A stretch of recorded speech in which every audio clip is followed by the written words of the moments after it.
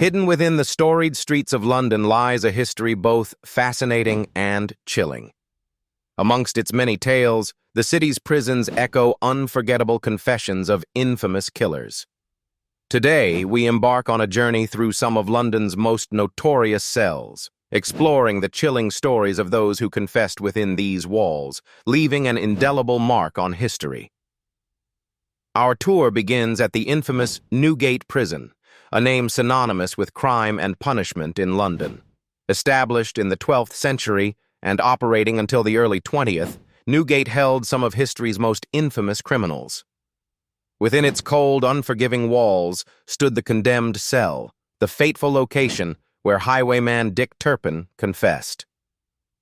Captured under the alias John Palmer, Turpin sat shrouded in darkness, knowing his freewheeling days had come to a grisly end. His admission of guilt was part bravado, part resignation, ultimately sealing his legendary status. Moving forward in time, we arrive at Pentonville Prison.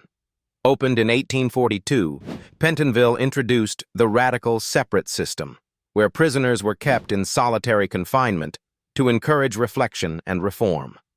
It was here, in this stark environment, that Dr. Crippen met his fate.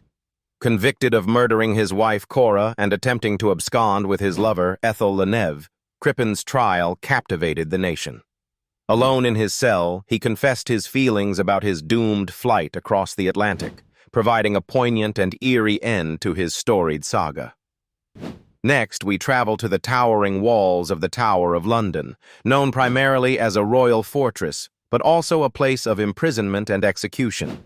Its cells have housed some of England's most notorious figures, including Guy Fawkes, leader of the Gunpowder Plot.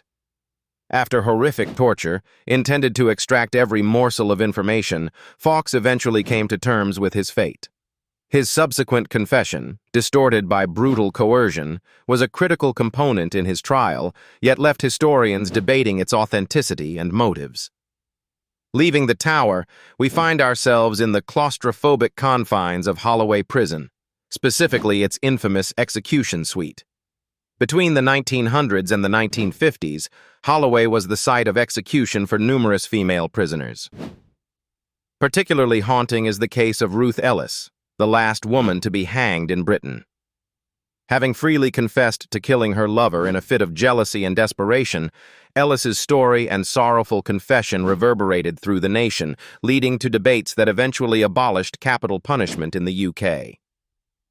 As our journey comes to a close, it is vital to reflect on the legacy of these confessions.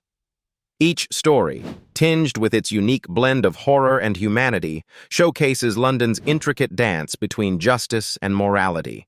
These prisons, once teeming with whispered secrets and pained confessions, now stand silent, remnants of a past grappling with the complexities of crime and consequence. Through these tales, we gain insights not only into the minds of those who lived them, but also into a society striving to understand the darker side of human nature.